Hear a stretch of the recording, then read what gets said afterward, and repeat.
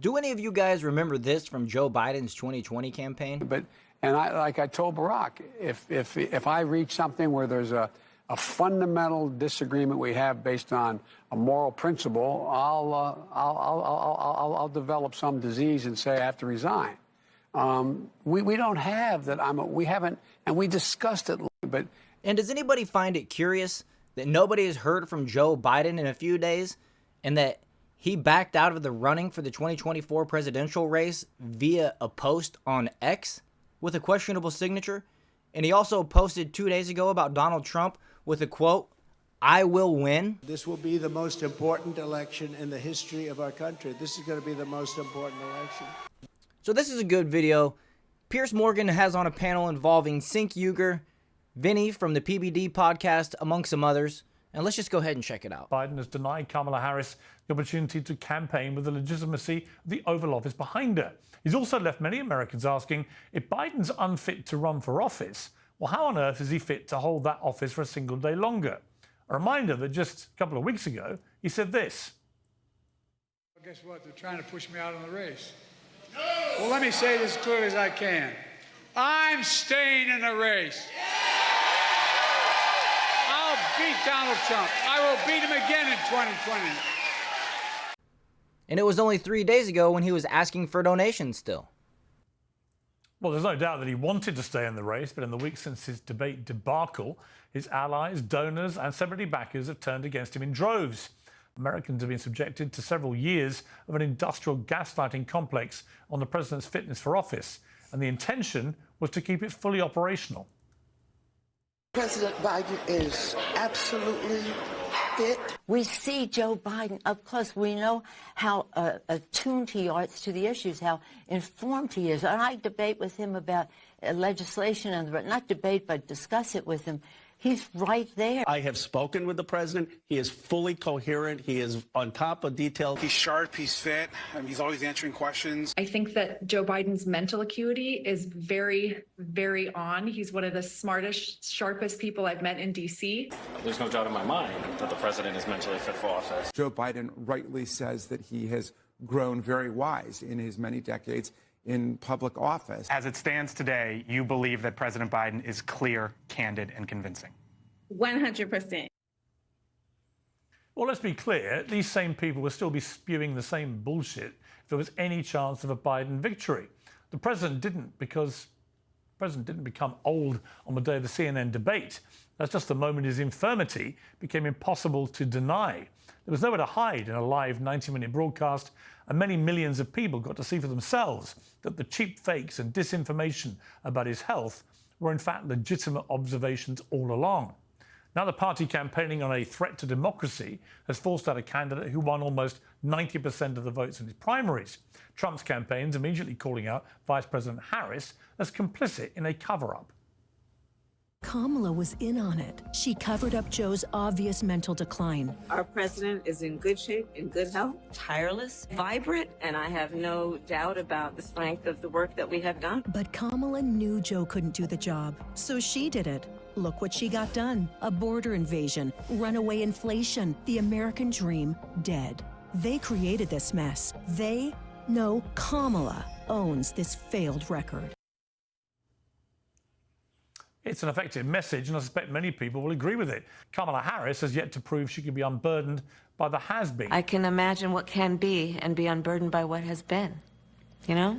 What can be unburdened by what has been. What can be unburdened by what has been. What can be unburdened by what has been. But first, let's meet the panel. Joining me now, the journalist and commentator Emily Austin, Vincent Ashara from the Patrick Bet-David podcast, host and founder of the Young Turks, Cenk Uygur, and the host of the progressive podcast Ring of Fire, Farron Cousins. So welcome to all of you.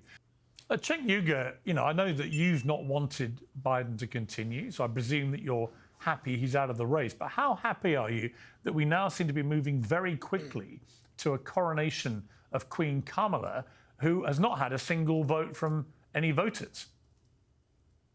Yeah, I'm not happy about it at all.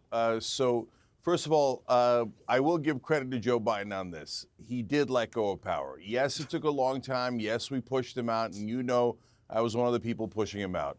But at the end, he did the right thing, which Donald Trump would never, ever do. And we saw that he didn't do in 2020. I hate how Cenk lies like this to the audience. Trump left exactly when he was supposed to in 2021, and everybody knows that. Now, on to Kamala Harris. I think MSNBC has trained Democratic voters and politicians to be minions, and they're desperate for a leader. Hold on, let's vet her. There's a reason why Barack Obama, Nancy Pelosi, Chuck Schumer, and Hakeem Jeffries have not endorsed her. That's actually amazing that they haven't endorsed her. So let's actually figure out if she's the right candidate or not. Why do we have to panic? Democrats are always panicking. Let's figure out who the best candidate is. Just take a minute to do that. That's why we have primaries. And if you remember correctly, Joe Biden claimed up till 2 days ago that he was going to be the one representing the Democratic Party on the ticket in this year's election, which is why the DNC blocked RFK Jr. and the American people for voting for RFK Jr. to be the one to represent them. They've had their opportunity. That opportunity has passed. We have these procedures for a reason, and you have nobody to thank other than your own party, the leaders of your own party for that matter. And who do you think, of all the names that have been mentioned, all the governors and other candidates who potentially may be involved, which now can't include people like Gavin Newsom, he's ruled himself out, and some of the other favourites, of the names who haven't yet committed to Kamala Harris, who's there that you think could potentially be a better option? Look, I've always thought that you could put together an amazing team from the Democratic governors that already exist. Of the names that haven't endorsed her yet, still Andy Beshear and Wes Moore are on the table. One won twice in Kentucky as a Democratic governor, which is amazing. Wes Moore is a dynamic governor of Maryland. Who?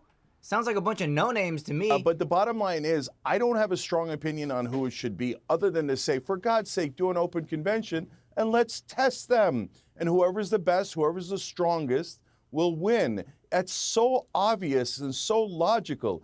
We don't need to panic. There's a lot of great options. And you know what's going to happen if they panic right now? They're going to pick Kamala. Oh, my God, we have to have a leader. They pick Kamala. And then we see a couple of problems with Kamala. They're like, oh, nobody could have seen that coming. Yeah, that's why you should vet them. The number one problem we had with Biden is that we didn't test them. Let's not make that same mistake again.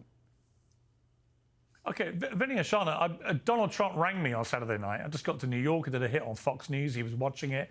And I was talking about the extraordinary personal courage I felt he showed when he was shot. I mean, to be shot as someone who was president, maybe president again, at a rally, and then to get back up when you've been taken down by your Secret Service agents and do what he did, punch the air, chant fight, fight, fight, even with blood spurting all over his face.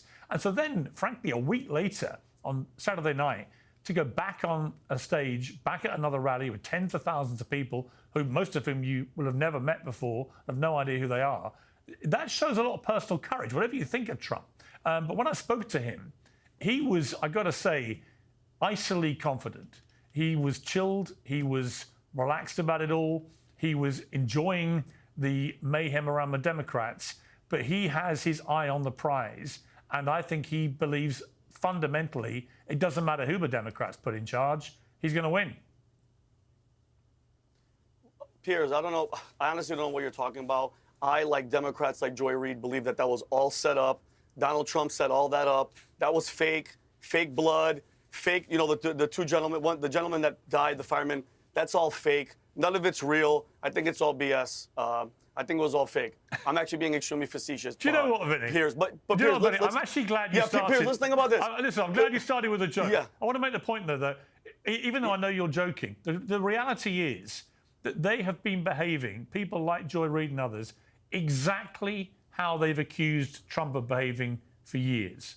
Exactly the same way. They've told deliberate lies. They've said black is white. They've said the sky is blue when it's green and so on. They've literally been lying and deliberately lying. None of them believe it was staged, but they are happy to fuel a conspiracy theory, even if it makes them look like two-faced hypocrites. Oh, Piers, not surprised when it comes to the Democrats. And let's be honest, Piers, at least we're not living in a boring time. In the past 2 weeks, we've lived through an attempted coup by the killing of Donald Trump. They tried. And now an actual coup of Joe Biden. Let's not get it twisted, Piers. The night of the debate, the last presidential debate, when the world saw Joe Biden for what he really was, A plan was put in motion, and that plan was get rid of Donald Trump. We have to kill him. Plain and simple. This isn't a conspiracy. Okay, Kim Cheadle just came on in front of Congress, Piers, before I got in here, and she said in front of Congress, and I quote, "The assassination attempt on former President Donald Trump on July 13 is the most significant operational failure of the Secret Service in decades." She's claiming incompetence. Piers, I'm leaning towards orchestrated negligence, okay? You want us to believe that some 20-year-old kid, no social media presence, no camouflage, climbed on a roof with cameras everywhere, laid there, and got shots off on the president? Give me a break. They know, Piers, they've been trying to destroy this guy from the beginning. The last attempt was murder him. That didn't work, and now guess what they said? Now, since Joe Biden, because if you think about it, Piers, if Trump, God forbid, is dead, they don't move on from Joe Biden. Joe Biden, they just do what they did for COVID. Keep him in the basement, show him 5-6 seconds here and there, and that's it. Their plan failed. Now they got to move on. And I'm telling you, Piers, ready for this? Come August, if Kamala's polls are trash, at the DNC convention, which is in Chicago, Michelle Obama. I know Cenk was talking about popular and who's going to let's wait. It'll be Michelle Obama. Kamala has no chance. Her past is going to come out. At 29 years old, she was having an affair with Willie Brown, who was 60 years old. She slept her way to the top. She has no credibility.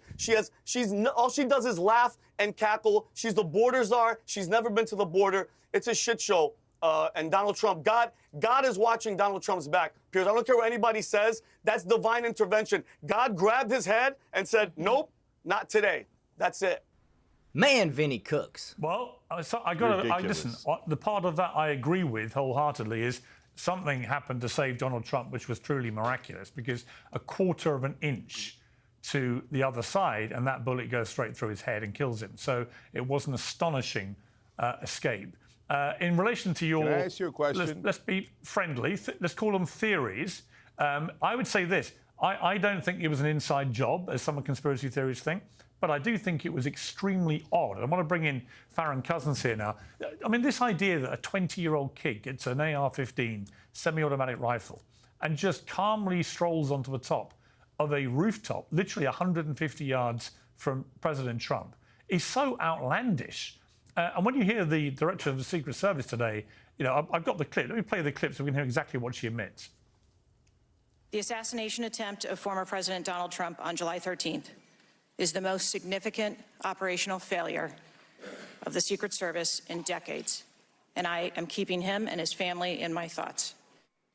What I can say is that the individual was identified as suspicious. If the detail had been past information that there was a threat, the detail would never have brought the former president out onto stage. So you distinguish between someone who is suspicious and someone who's threatening, is that right? I do.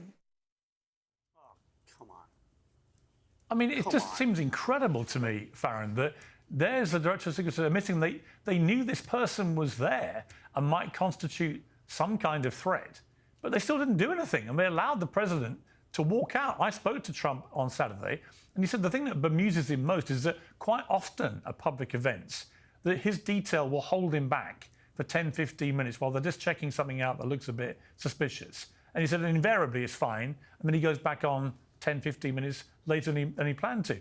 How can it be that you have members of the public shouting up at this guy's on the roof with a gun, and they still allow Trump out there to get shot at? You know, I mean, there's no doubt that there are failures all around here, from the Secret Service to the local police officers that were also aware that this individual was there and did nothing about it. But I am going to point out real quick just how Vinny there starts off mocking conspiracy theories, then immediately goes into his own conspiracy theories. So let's not let that go overlooked. I was being facetious, and it was a joke. It was a joke. Relax. It was a joke. As for the Secret Service, okay. As Liberals for don't the like jokes, Secret Vinny. Service. They definitely don't like jokes. They take everything so seriously. Trump even said in his last speech that he's going to have to quit joking around about certain things because the Democrats and the mainstream media, they love to run with the things that he says, and they can't get the fact that it's a joke. It's sad. It's a sad state of affairs. We have a Secret Service that for many years now has been dangerously understaffed. They're about 350 agents short-staffed. In spite of... I'm with Vinny. Nobody cares about what this guy has to say. That was a complete joke. We don't care if Secret Service is understaffed or has a lack of money or has too much money or whatever he's about to say. That's a bunch of nonsense. When it comes to protecting a president or a former president and the front runner of this coming election, the one that's leading all the polls, you definitely don't short-sight that. You definitely don't blame. You don't make excuses, right? Especially, there's no reason to make an excuse for the failure of what happened that Saturday. That's completely pathetic. It seems an abject failure in just basic common sense. I mean, the first place, if I was trying to protect someone who'd been a president of the United States, the first thing I'd look at is any rooftop near the stage. I mean, it's just like Route 1, isn't it? And there was this kid lying there with his rifle.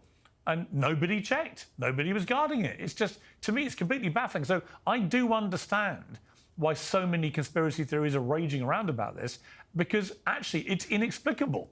And I hope we get some answers. From what I've been seeing so far of Kim Cheetle, the director of the Secret Service, she's not really answering any questions today other than to say it's the biggest operational failure for decades. Before I wrap up this video, I want to leave you guys with this little clip from Marjorie Taylor Greene questioning Kim Cheetle, the Secret Service director, in front of Congress today. How did he fly a drone over the area, period? Any part of the area? Again, I would have to go back and check the timeline of when that took place and when the event. Why didn't you bring the timeline with you today to answer our questions? I don't have all of the answers on the timelines based on the criminal investigation. Were you not prepared today to answer our questions? I am prepared to answer the questions based on the information and wanted to be able to provide. Do you have a timeline do you have a timeline at all from any of the day? I have a timeline that does not have specifics. That's shocking. That is absolutely unacceptable. That means you are a failure at your job. And the entire room gasps and laughs at that last statement. This person, Kim Cheetle, should not be running the Secret Service, who is responsible for protecting the most important assets in our country, the most important leaders, right? And so with that, I'm just going to ask you guys, if you enjoyed this video, to make sure you hit that like button and subscribe to the channel on your way out, and I'll see you guys in the next video.